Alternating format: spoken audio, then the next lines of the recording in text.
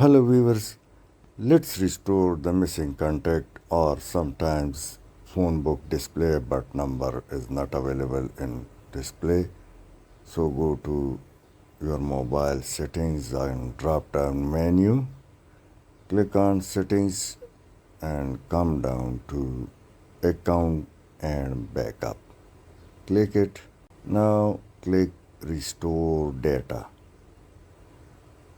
Click it and then your mobile name would be displayed. If multiple, select your mobile. Now 7 items like call log, contact, setting, others are mentioned. So of this 7 tick mark, now you can select specific thing like message, call log, or let me remove it.